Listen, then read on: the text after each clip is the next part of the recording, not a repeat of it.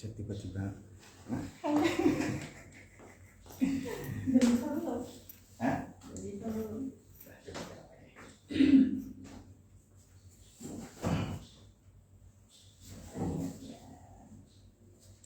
Udah. Udah. Ya. Cek ya, maaf untuk para penonton. Nah, tadi ada kesalahan teknis. Ya. Udah sampai mana kita tadi, Em? Iya, kita lupa juga. Karena apa tadi? Oh, perlu nggak dibawa ke psikolog? Iya. Iya perlu gitu. Jangan ramai kebanyakan masyarakat kan bilang, ayo nanti bisa sendirinya kok, kan kayak gitu. Iya. Anakku usia 3 tahun dulu juga kayak gitu. Nanti usia 3 tahun bisa ngomong kok. Nah, kita lihat apakah memang karena kurang stimulasi kan, atau memang karena ada gangguan gitu. Kalau ada gangguan semakin cepat ditangani semakin baik. Iya. Nah, jadi dia bisa mengejar ketertinggalan dia gitu, mengejar ketertinggalan tahapan perkembangannya gitu. Seperti itu. Oke. Jadi kalau seperti ini ya, misalnya ada nih satu kasus, dia dari kecil dia memang jarang sekali untuk dibilang challenge iya, tapi jarang ngomong juga. Tapi setelah besar, umur 5 tahun dia masih agak payah apa, tapi setelah besar dia lancar gitu. Seperti itu, apakah salah satu speech delay? Celat tadi. Iya, challenge dan jarang ngomong. Oh, ada. Kita kalau kayak gitu kita harus lihat observasi dulu gitu, cara ngomongnya itu seperti apa, atau karena situasi tertentu dia baru bisa ngomong, atau kalau terpaksa aja dia ngomong. Tapi kalau mamanya tadi seperti saya bilang, celat itu bukan bagian dari speech delay. Nah, celat itu bagian dari communication disorder, bagian speech sound disorder. Jadi artinya kalau anak-anak yang celat itu sampai usia 5 tahun celat, nah ini speech sound disorder. Harusnya anak usia 4 tahun itu omongannya itu udah jelas. Iya. Nah, udah jelas. 80% udah jelas, udah bisa dimengerti orang dewasa. Kalau anak yang usia 4 tahun, 5 tahun gitu. Anakku Eja 4 tahun, tapi masih celat ya, tapi ngomong lancar. Ngomong lancar, cuma agak celat. Celatnya itu huruf apa? Huruf banyak kok dia. Kadang dia ngomongnya kurang jelas. Oh, gitu. 4 tahun ya? 4 tahun. Nah, kalau kayak gitu kita ngelatihnya itu dari yang misalkan Dia seperti aktif kali dia. Aktif banget, kasih gadget ya. Iya, kalau kasih gadget tuh ganggu apa perilaku, hiperaktif atau nggak bisa atensinya bermasalah kayak gitu kan. Nah, kalau yang abang itu harus kita harus tahu vokal apa yang dia nggak bisa, gitu, huruf apa yang dia nggak bisa. Habis itu baru kita latih di huruf itu. Misalkan dia hurufnya S-nya nggak bisa, S, kita latihkan, usahakan anak melihat mulut kita supaya mengeluarkan bunyinya. Misal sa gitu loh. Habis itu kalau belum bisa si. Pokoknya anak harus melihat mulut kita seperti apa mengeluarkan bunyi itu. Kalau masalah artikulasi begitu juga untuk anak yang speech delay. Anak speech delay itu bisa kok kita terapi di rumah gitu. Tapi saran saya jangan self diagnosis. Artinya jangan diagnosis sendiri gitu. Baca di internet mungkin kan, ini sesuai banget nih sama gejala aku ini. Kayak gitu kan, apalagi mama kan agak parno, aku pasti autis lah, ini sesuai nih sama semua yang aku baca di internet. Nah, padahal yang di internet belum tentu semuanya benar. Kan? Artinya penilaian kita dengan penilaian profesional itu berbeda. Mungkin menurut kita, anak kita kontak matanya nggak ada. Nah, ternyata juga profesional ada kok kontak matanya, cuma minimal gitu. Nah, kita harus hitung kontak matanya itu berapa detik, 1 detik kah, 3 detik kah, 5 detik. Nah, itu penting. Pertambahan berapa detik itu aja signifikan gitu loh. Jadi kalau misalkan anak yang kita lihat speech delay, kemudian kita lihat ternyata kontak matanya bermasalah, yang kita latih kontak matanya dulu. Ya supaya dia lihat kita gimana kita mengajarkan bahasa sama dia kalau dia nggak fokus sama kita. Ya kan, jadi kontak matanya dulu kita ajarkan. Nah, habis itu misalkan kata-kata sederhana dulu ya belajar. Misalkan kata mama yang vokalnya sama, mama. Dan mama kita bikin aja mama kayak gitu. Terus bilang kan biarkan anak memegang rahang kita, tangannya memegang rahang Rahang. kita, mama. Jadi biarkan anak merasakan gerakan pada rahang kita, mama. Nah seperti itu. Terus biarkan anak memegang rahangnya sendiri sambil kita bantu dia bilang mama gitu. Kita apain mulutnya, kita bantu untuk memproduksi suara ma. Itu harus jelas. Ini karena pakai masker harus jelas, harus terlihat kayak gitu. Kata-kata yang ini dulu ketika anak mau. Nah, karena bahasa itu kan terdiri dari bahasa ekspresif dan bahasa reseptif. Nah, kita lihat dulu nih anak yang terganggu dua-dua apa enggak gitu. Kebanyakan anak yang bahasa ekspresifnya dia nggak bisa mengucapkan, tapi dia ngerti. Mungkin banyak seperti itu ya, mungkin banyak. Dia banyak ngerti, misalkan dia diperintah tahu, duduk. Nah kalau dia bahasa kita duduk sini enggak juga duduk, nah berarti dua-dua bermasalah. Nah bahasa itu kan ada yang dia kemampuan dia mending itu mau sesuatu dia bilangnya mau susu kayak gitu, atau ekoik dia ngulang gitu, ngulang kata kita bilang apa dia ngulang gitu kan. Udah bisa kemampuan itu belum. Nah, kalau kita assessment nih anak pada tahun mana, masih mending kah, tektil kah, ekoik kah, atau udah interpersonal kayak siapa namanya udah bisa dia jawab. Nah gitu. Tadi makan apa? Ikan. Nah itu udah bisa, udah kemampuan interpersonal. Jadi harus kita assessment anak ini pada level mana, masih mending kah, taktil kah, ekoik kah, atau interpersonal, atau dia bisa semuanya tapi masih level yang rendah. Seperti itu. Untunglah karena untuk si Eja anakku udah bisa disuruh gitu, udah bisa disuruh dari apa, cuman ngomong dia nggak jelas. Kadang dia ngomong itu kakaknya ngerti apa kata adik, dia ngerti ini padahal nggak jelas memang, tapi kakaknya ngerti gitu loh.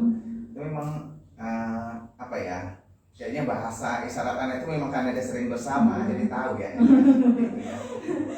Anak-anak yang ngerti anak-anak gitu. Cuma kalau kayak gitu Pak, biasakan kalau kita ngomong tatapan sama anak gitu, jangan kita di atas anak di bawah gitu. Maksudnya jangan sampai anaknya bawa gini gitu kan. Maksudnya dia kan sepapasan gitu. Sama gitu ya. Nah, sama, jadi anak belajar melihat kita gitu, dan melihat dari gerak bibir kita. Nah, jadi kalau misalkan anaknya salah ngomong, misalkan cucu susu, langsung diperbaiki susu. Kalau nggak bisa mendesis supaya gimana ngajarkan, misalkan sering itu kata. Kalau ka sama ta kan beda, ta kan lidahnya agak ke atas, ta. Kalau ka kan bebas lidahnya ka. Nah, biarkan anak melihat produksi suara dari bibir kita. Gitu. Oke, baik. Ada satu pertanyaan. Dari Bang Wahyu nih. Apakah anak yang mengalami speech delay ketika dewasa nanti akan terganggu juga bicaranya? Misal terbata-bata, celat, gak lancar sehingga menimbulkan kurang pede kalau bicara di depan orang. Salam dari Pak Kang. Oke, salam Pak Wahyu ya. Bukan salam dari Binjai. Lagi kira salam dari Binjai.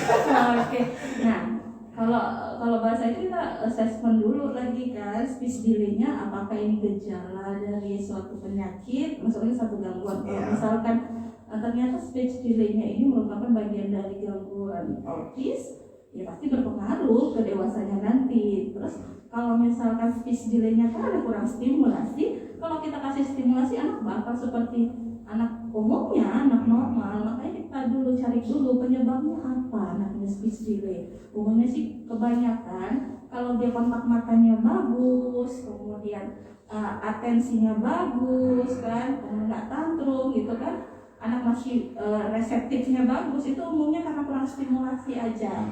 Kebanyakan itu memang karena banyak nonton TV, gadget. Nah ketika itu dihentikan gadget dan TV itu dihentikan, anak kita sering harus stimulasi, anak bisa ke normal kok, bisa mengejar ketertinggalannya gitu. Nah kalau dia terbata-bata, itu lain lagi diagnosanya. Nah, Itu apa bagian ya? Yang itu terbata? stuttering namanya. Stuttering. Kalau bahasa dalam diagnosa SDM 4, SDM 5 itu stuttering, bagian dari communication disorder, bukan bagian dari speech delay. Speech delay ini bukan diagnosa. Iya. Speech delay itu bagian dari kayak gejala suatu diagnosa. Apakah speech delay-nya ini karena kurang stimulasi? Kalau ini nggak masuk deh gejala.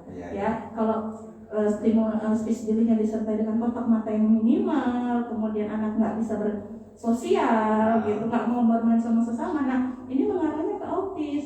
Nah, ASD, kayak gitu. Apakah ada diikuti dengan perilaku yang repetitif, ngulang, hand clapping, kayak gini, atau kepalanya gini-gini? Nah, itu kita curiganya ke ASD, autism spectrum disorder. Nah, kalau memang ada bagian dari intellectual disability, atau kita kenalnya dengan mental retardasi. Dulu mental retardasi, sekarang diagnosanya intellectual disability namanya.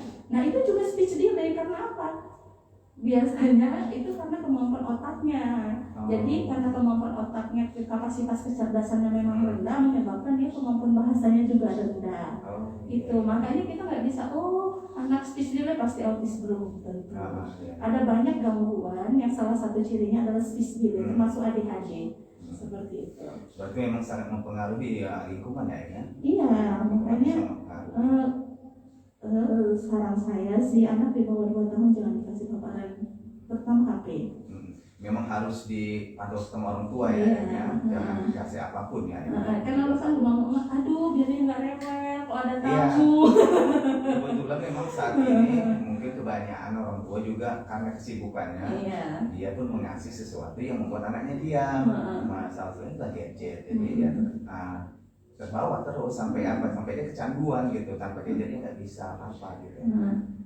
Nah, kalau ditambah lagi anak-anak zaman sekarang kan di rumah aja, kurang sosialisasi.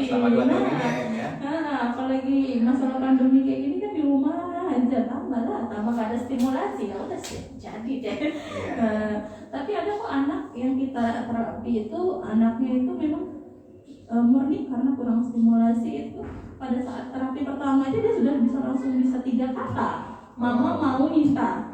Nah, itu memang pure karena murni itu karena memang kurang stimulasi. Ketika kita stimulasi seperti saya aja, ketika dibilang mau, mama bisa langsung, karena kontak matanya nggak bermasalah. Itu selama berapa lama itu terapinya sama? 1 tahun. 1 tahun 1 jam.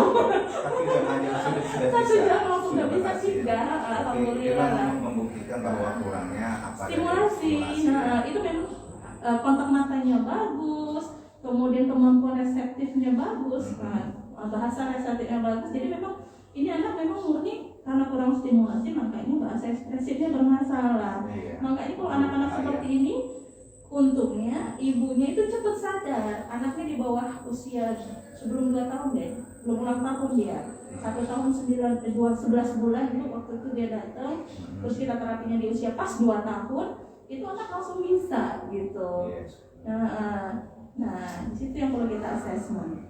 Berarti kalau ini ada kasus juga kalau dia seperti apa namanya seperti gagap itu apa itu Itu bagian dari komunikasi disorder, stuttering, beda lagi tuh Pak. Itu beda lagi. Beda lagi itu bisa sampai dewasa bisa. Kalau nggak diterapi. Soalnya anak seperti itu gagap. Yang mana? Dua-dua. Agak payah dia ngomong gitu, agak panjang baru bisa ngomong. Tapi kasihan juga itu anak seperti itu gitu. Kalau itu kita lihat situasinya, apakah di semua situasi dia bicaranya seperti itu gitu. Itu perlu nggak dibawa ke? Coba kita lihat nanti apakah memang dia masuk stuttering apa enggak gitu. Karena kan ada kriteria diagnostiknya. Soalnya dia memang nggak kecil tuh, memang nggak lepas dari itulah. Gadget. Iya. Jadi kalau ini misalnya dari usia 2 tahun itu kan, apakah bisa terdeteksi dia komunikasinya? Bisa. Komunikasinya itu lancar atau enggak bisa langsung terdeteksi? Iya kan kita tes gimana cara dia pelaksanaannya seperti apa. Yang paling nampak itu speech delay itu memang di usia 1 tahun, 1,5 tahun tuh udah bisa kita lihat ini anak kok belum ada ya kata-kata yang keluar kayak gitu. Kalau 1 tahun biasanya apa yang di Ma, gitu. Nah dari sama mama. Satu kata. Iya, mama, papa, ayah. Dan berulang. Nah, kadang pun kalau kita masih mama, udah masih ditanyain. Tapi kalau udah 1,5 tahun berarti 18 bulan. Karena perkembangan 6 bulan itu signifikan loh. Nah, makanya perkembangan anak yang 18 bulan dengan 24 bulan itu jauh beda. Makanya perkembangan anak di bawah usia 5 tahun itu signifikan sekali. Makanya kalau semakin cepat diterapi, semakin cepat hasilnya baik. Oke. Orang anak yang mengalami gangguan bahasa, kalau diterapinya nggak hanya di tempat terapi ya, di rumah juga diterapi, itu 40 jam 1 minggu. 40 jam 1 minggu itu nanti kemampuannya anak pada masa SD nanti itu nggak berbeda jauh sama anak yang normal. Jadi semakin cepat diterapi itu semakin baik. Pernah nggak kasus seperti dia udah 4 tahun tapi gejalanya seperti anak yang 2 tahun gitu, belum bisa apa-apa gitu? Nah kalau kayak gitu kita curiganya kalau nggak intellectual disability itu ke ASD. Makanya lagi kita observasi perilakunya, apakah ada perilaku repetitif, ada perilaku berulang, kemudian apakah ada yang namanya kontak mata minimal gitu. Tapi kalau intellectual disability kontak mata biasanya nggak bermasalah. Nah, cuma dia bahasa reseptif dan ekspresifnya bermasalah. Makanya dibutuhkan tes IQ. Apakah benar nih? Karena di bawah usia 5 tahun, di atas usia 2 tahun udah bisa kita tes IQ anak. Jadi bisa tahu ini anak apa yang bermasalah gitu. Maka verbalnya kayak bermasalah, verbalnya ekspresif kayak bermasalah atau reseptif. Harusnya 4 tahun itu dia udah bisa menggabungkan banyak kata. Gitu. Udah tahu nama, kalau tanya namanya siapa, udah tahu tinggalnya di mana, udah tahu. Seperti itu. Kenapa Bang kok langsung berubah? Oke. Kalau dia itu mempengaruhi tingkat ini nggak ya? Kepintaran dia yang anak yang speech delay itu mempengaruhi kepintaran dia nggak nanti kecerdasannya? Mempengaruhi sosial iya, kalau kecerdasan belum tentu gitu. Karena kecerdasan itu kan bagian dari nurture and nurture, artinya bagian dari genetik bawaan dan dari lingkungan nurture. Anak yang genetiknya memang dari keturunan yang kita bilang good lah ya kan, tapi nggak distimulasi ya sama aja gitu. Jadi sebenarnya kecerdasan itu adalah gabungan dari nature dan nurture.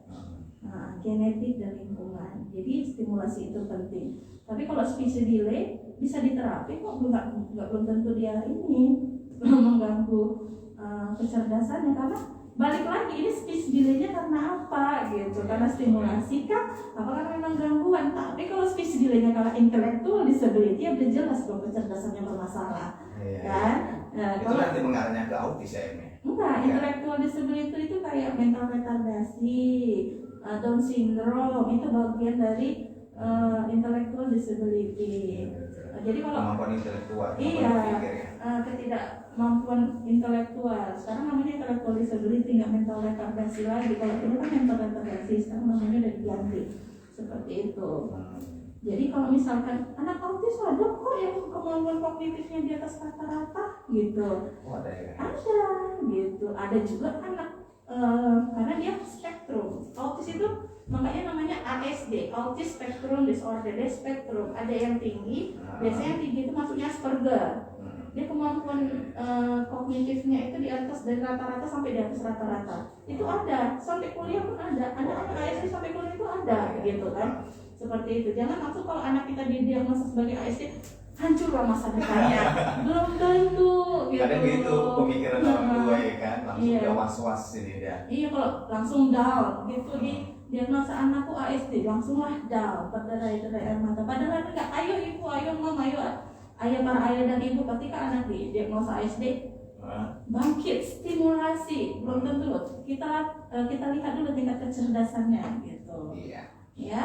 Kalau tingkat kecerdasannya dari rata-rata sampai di atas rata-rata, insya Allah nggak ada masalah. Yang penting distimulasi. Nah, kayak gitu. Ya tapi memang ada bagian dari ASD yang namanya dia CDD, Childhood Disintegrative Disorder. Saya pernah dapat kasusnya ini. Nah, anak ini mengalami penurunan perkembangan. Artinya gini, di usia 2 tahun anak ini sudah bisa ngomong, gitu kan, jalan sudah bisa bagus, gitu kan. Nah, tanpa disadari, nggak tahu penyebabnya apa, karena penelitian juga belum ada yang menyatakan bahwa CDD ini penyebabnya ini belum ada. Iya, belum ada, karena banyak faktor yang menyebabkan CDD. Nah, CDD ini anak yang dulunya bisa ngomong, tiba-tiba kemampuannya itu hilang. Itu namanya Childhood Disintegrative Disorder. Nah, itu adalah bagian dari ASD yang paling bawah. Kalau itu memang prognosisnya pasti negatif gitu. Jadi dia diterapi hanya untuk mempertahankan kemampuan yang ada supaya nggak hilang lagi. Betul. Nah, seperti itu. Ya. Ada pertanyaan ini dari Bang Ari Hitam. Halo Bang Ari. Ya, apakah celat termasuk speech delay? Karena kan ada yang memang bawaan dan menganalisanya. Ini celatnya atau speech delay? Nah, kalau celat bukan bagian dari speech delay. Kalau speech delay, intinya gini, speech delay itu adalah harusnya kemampuan bahasa anak itu sesuai dengan perkembangan bahasa anak di usia itu. Misalkan di usia 2 tahun harusnya perkembangan bahasanya itu sudah bisa menggabungkan 2 kata. Nah, tapi si anak kemampuan bahasanya belum ada. Misalkan masih bisa bilang mama, papa gitu, dan belum bisa menggabungkan 2 kata dan kemampuan verbal, maksudnya vocabulary ya, kosakata anaknya itu masih kurang. Nah, itu yang dinamakan speech delay. Kalau cara tadi bagian dari speech sound disorder, artinya bagian dari komunikasi disorder, gangguan komunikasi. Nah, itu bisa sampai dewasa, bisa sampai dewasa ya? Bisa, dan itu pasti mengganggu sosial dia. Gimana kalau kita bayangkan kalau anak yang celat sampai SD celat, ya pasti mengganggu komunikasinya, mengganggu kepercayaan dirinya, udah pasti. Dan gitu. Itu juga bisa diobati ya, Em? Di terapi bisa. Semakin cepat terapi semakin baik. Berarti kalau udah ada tanda-tanda seperti itu harus cepat-cepat diterapi atau dibawa ke ini ya, psikolog ya, atau bisa ke psikolog atau ke spesialis anak khusus tumbuh kembang. Gitu. Kalau ke psikolog pastinya ke rumah sakit Kumpulan Pane ya, Em? Iya, karena di Tobing baru cuma ada di rumah sakit Kumpulan Pane satu-satunya. Iya, satu-satunya poliklinik psikolog adanya di RSUD Kumpulan Pane. Oke, begitu lupa saya bilang. Tadi mau bilang apa ya? Lupa, kebiasaannya lupa kalau mau bilang. Tadi mau bilang lupa. Tadi kan udah bilang kayak gitu jadi lupa. Apa ya tadi mau bilang? Jadi kalau itu ada menghubungkan faktor keturunan ya? Speech delay itu. Lebih ke lingkungan. Lingkungan. Nah, balik lagi ini speech delay-nya karena apa? Pokoknya speech delay itu bukanlah diagnosa, tapi dia bagian dari gejala perkembangan. Berarti apapun itu yang berkata itu pasti faktor lingkungan ya, emang kecuali penyakit bawaan. Iya, kalau misalkan kecuali dia, kalau yang tadi speech delay-nya karena bagian dari dia adalah bagian gejala dari intellectual disability. Intellectual disability itu faktornya itu bisa genetik. Nah, bisa genetik. Iya, genetik bisa. Kalau MS atau bisa kadang-kadang ada yang brain injury. Cedera pada kepala bisa menyebabkan itu juga. Jadi kalau dia cedera pada anak itu bisa mempengaruhi apa speech delay-nya? Bukan speech, bisa jadi gitu. Makanya kita selalu asesmennya itu ada pernah jatuh enggak gitu. Kita asesmennya itu bukan pada saat ini aja, bahkan kita asesmennya itu dari apa? Dari hamil, dari kehamilan. Ada masalah enggak untuk kehamilan? Ada konsumsi obat enggak untuk kehamilan gitu? Obat vitamin atau merasa stres nggak, tertekan nggak selama kehamilan?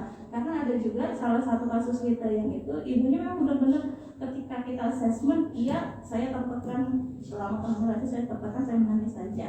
Nah, anaknya speech delay dan sekarang sudah kita atasi. gitu. betul. Sangat mempengaruhi ya. Iya, sangat mempengaruhi. Bukan faktor genetikanya, tapi karena waktu masa kehamilannya ya, proses kehamilannya. Itulah pentingnya ibu hamil itu harus bahagia. Oh, gitu ya. Ibu hamil harus bahagia. Harus Ibu yang bahagia. bahagia akan menghasilkan anak yang sehat dan bahagia. Oh begitu. Jadi buat bapak-bapak yang istrinya sedang hamil harus dibahagiakan. Iya benar sekali ya. Jangan bikin sedih, harus happy. Ibu bahagia, anak bahagia. Dan akan menghasilkan anak yang cerdas juga ya. Ya ini juga loh. Pengasuhan anak bukan hanya tanggung jawab ibu. Ya. Dan juga bapak juga. Iya, ayah dan ibu. Memang di 2 tahun kehidupan, di 2 tahun dari usia 0 sampai 2 tahun itu memang harus ibu.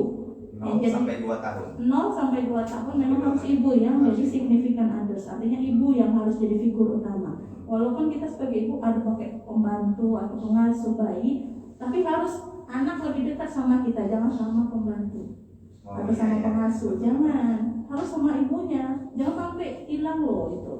0 sampai 2 tahun. Karena usia nggak akan kembali lagi.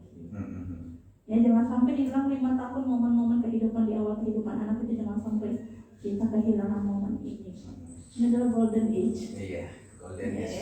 Jadi kalau tugas bapaknya lah tadi ya, agar anaknya tadi tidak mengalami speech delay itu apa aja seperti apa tuh? Sering ngomong lah sama Komunikasi anaknya, sama sering ya. komunikasi sama Sering anak, aja bermain. kayak bermain, main cilupuk, sesuatu yang membawa dia untuk bermain ya. Ajak anak bermain, karena kita terapi itu bukan hanya langsung belajar, enggak, bermain juga, belajar sambil bermain, kayak lagu-lagu kepala, pundak, lutut, kaki, ya bisa juga bagian dari terapi, kayak kepala, pundak, lutut, kaki, ya gitu, itu bagian dari terapi juga, kita pakai terapi itu juga kok, seperti itu. Iya, Kenapa abis ini lagu kepala, pundak, lutut, kaki? nanti aku ajarin anakku seperti itu. Iya. Aku ajarin anak seperti dia ini. Bisa kok, karena apa? Kalau di terapi kan paling cuma 1 jam. Selebihnya di mana? Di rumah kan. Makanya orang tua memang harus dilatih juga gitu. Karena ketika 40 jam dia bisa, seminggu 40 jam itu, insya Allah kemampuan itu nggak berbeda sama anak normal lainnya nanti di usia SD. Iya, betul. Jadi memang speech delay ini bukan suatu penyakit ya, Em. Dia bagian dari gangguan. Iya, cuma dia bukan diagnosa penyakit gitu. Speech delay-nya ini apakah karena stimulasi kah? Atau memang bagian dari gejala ASD kah? Atau gejala intellectual disability atau bagian dari ADHD? Nah, seperti itu. Pokoknya intinya anak di bawah 2 tahun tidak boleh dikasih gadget. Ya, harus disimpan. Kalau Sekali-sekali boleh lah, tapi dibatasi waktunya. ya diatur ya, Em ya. Iya. Dikasih waktu berapa jam 1 hari gitu ya kan. Nggak berapa jam 1 hari loh Pak, berapa menit lah. Ya. Ya ampun, atau dia seminggu cuma boleh anakku ada udah berjam-jam loh ya. Nggak berjam-jam, harus nggak boleh lebih dari 30 jam loh seminggu. Aduh. Penggunaan gadget di atas 30 jam itu bisa masuk adiksi loh. Dari masuk adiksi loh, nggak boleh. Nggak boleh lebih dari 30 jam penggunaan gadget. Ayo, aku pakai 30 jam nggak gitu bang? Bisa jadi. Makanya susah ngambil keputusan, susah konsentrasi, seperti itu. Iya, betul. Ya. Memang aku alami. Jadi bukan anak-anak juga ya kan? Betul ya, Em. Itu memang bukan anak-anak aja, karena kita pun sudah merasakan. Iya, kalau orang dewasa Terlalu banyak megang gadget itu nggak bagus mempengaruhi gitu. konsentrasi, semua kayaknya. Sulit konsentrasi, Sulit berpikir juga. sulit mengambil keputusan, seperti itu. Oke. Iya. Oke. Jelas. Kalau kita bicara dengan speech delay ini kan harusnya kita harus ada ini. Jadi aku mau tanya, berapa lama sih pengobatannya atau terapinya yang mengalami speech delay itu sampai dia sembuh? Jadi balik lagi jadi bukan penyakit, jadi nggak Iya. sembuh maksudnya. Jadi kita Maksudnya jadi ukurannya bisa gini. lancar seperti Ukurannya kita akan anak yang assessment. normal. Nah, ukurannya kita akan assessment di awal itu dia misalkan usianya berapa, usianya 2 tahun, terus perkembangan bahasanya di usia berapa. Nah, tugas kita adalah mengejar ketinggalan bahasa itu. Nah, untuk mengetahui anak ini sudah sesuai dengan apakah misalkan setelah terapi udah sesuai nggak sama tahapan perkembangannya gitu. Itu kita assessment terus gitu. Biasanya kita pakai Denver gitu kan, pakai Denver. Apakah perkembangan anak ini udah sesuai dengan tahapan perkembangannya atau milestones-nya kayak gitu. Nanti kita assessment terus. Oh, udah pas belum gitu. Karena kita pakai waktu kita terapi itu kita pakai kurikulum gitu. Ini mana nih yang bermasalah. Pas sekolah aja pakai kurikulum ya. Iya, untuk terapi pun pakai kurikulum juga. Dan kurikulumnya juga berubah-ubah ya. Ya, ada kurikulum. Enggak, kalau ini enggak berubah-berubah lah. Iya. Cuma banyak tokonya, kita mau pakai yang mana? Pakai Lovas kah? Atau pakai Carolina kah? Kayak gitu.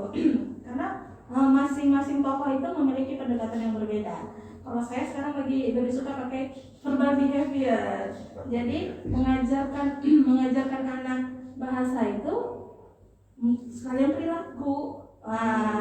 Maka itu yang tadi saya bilang ada istilah mending, taktil, echoic. Nah, itu bagian dari verbal behavior atau dikenal dengan ABA.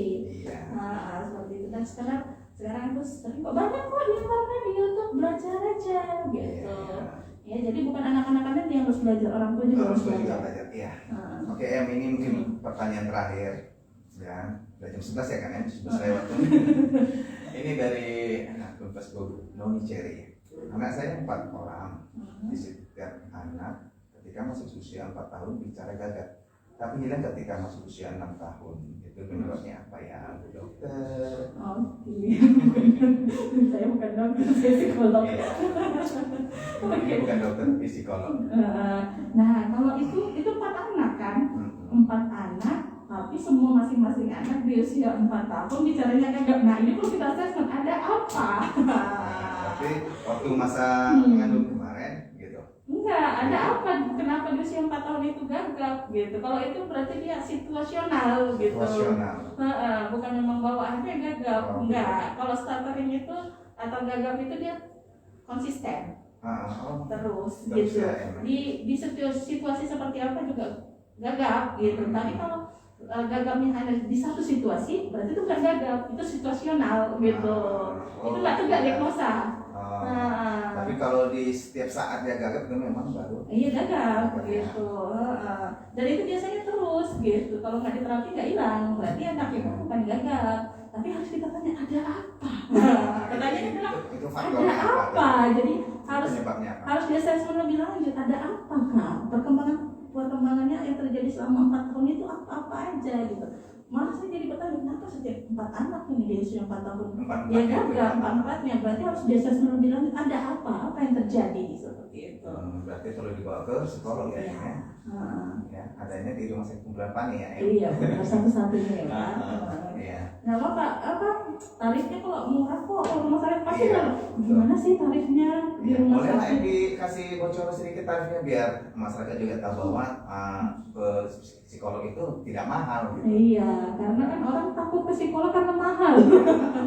Kenapa kira-kira? Iya, karena kalau di rumah sakit, karena ini rumah sakit pemerintah terjangkau kok. Kita 1 jamnya itu 90.000, hanya 90.000. Hanya 90.000 1 jam. 1 jam. Berarti kita nanti assessment. Kita lakukan assessment. Itu khusus hanya untuk konseling ya. Kecuali berbeda untuk tes psikotes itu berbeda. Gitu. Tes psikotes. Iya, psikotes terdiri dari tes intelijensi, minat bakat, kepribadian itu biayanya berapa? Tergantung bang, ada yang paket juga bang. Gitu. Kalau yang dia paket intelijensi dan kepribadian itu kalau saya nggak salah 350.000 itu paket keseluruhan. Dia ada intelijensi, kepribadian, minat bakat, wawancara di situ udah termasuk. Tapi kalau yang intelijensinya saja dia berbeda sesuai dengan usia. Kenapa? Semakin usianya makin dewasa? Enggak, ya makin dewasa makin murah gitu. Kenapa? Karena kalau di bawah 5 tahun kalau saya nggak salah itu tarifnya 250.000. Kenapa? karena untuk mengambil data untuk anak di bawah usia 5 tahun itu susah. Nah, karena kita harus menyesuaikan dengan mood anak, nggak bisa kita paksa seperti itu. Ya, dia berarti tadi kalau kita konsul tadi minimal 1 jam ke 2 jam boleh. Rata-rata 2 jam sih, 2 jam 150.000. Kalau 1 jam 90.000, kalau 2 jam 150.000. Ada diskonnya ya? Baik banget rumah sakit. Rumah sakit ya, itu memang merupakan tarif dari pemerintah. Iya, peraturan wali kota. Iya, baik itu tadi jawaban dari psikolog kita buatnya Noni Cherry. Ya, mungkin udah jam 11 lewat, mungkin ada statement yang mau diberikan kepada pemirsa atau penonton setia. Oke. Untuk speech delay. Oke, sesibuk apapun para ayah dan mam serta para bunda di luar sana, tetap ingat loh ada amanah yang ditetapkan Allah untuk kita. Jadi harus baik-baiknya kita jaga. Sesibuk apapun kita, usahakan quality time terhadap anak, bukan kuantitas. Yang penting kualitas. Ya, jangan ketika kita bersama anak itu tetap HP yang kita pegang ya. Ketika berada sama anak, bersama dengan anak, benar-benarlah kita bersamain anak itu seperti itu. Jadi terciptalah attachment atau keterikatan antara orang tua dan anak. Kenapa? Jangan sampai kita menyesal nanti. Iya, betul. Waktu itu nggak akan berulang. Ya, kebanyakan kita orang tua bakal menyesal nanti ketika kita nggak dekat sama anak di 5 tahun awal kehidupan anak. Ketika remaja kita mencoba mendekat itu tidak bisa lagi. Betul. Berbeda. Jangan nangis loh. Sudah mengalami yang seminggu sekali aja pun kadang anak itu tidak dekat sama aku gitu. Nah, itu bakal mempengaruhi nomor kontaknya. Iya, ini ada yang mau minta nomor kontak itu kok nomor kontak gimana? Nomor kontak bisa langsung hubungi aja ke resepsionis rumah sakit ya. Boleh ke nomor berapa bang? Udah lupa bang. Tapi terbawa emosi ya. Iya. Terbawa diri sendiri. Nggak apa-apa bang. Kalau misalkan belum masih di bawah 5 tahun, perbaiki itu. Iya. Ya jangan sampai mereka kehilangan figur ayah. Oke? Oke, baiklah pemirsa setia penonton podcast RSUD Dr. Tumbuhan Pane. Ya, sampai sini dulu perjumpaan kita pada hari ini. Lain waktu kita akan berjumpa lagi dengan narasumber yang berbeda. Ya, terima kasih Mbak Emma atas ilmunya, semoga bermanfaat bagi kita semua. Ya, terima kasih semua. Assalamualaikum warahmatullahi wabarakatuh. Dadah. Waalaikumsalam warahmatullahi wabarakatuh.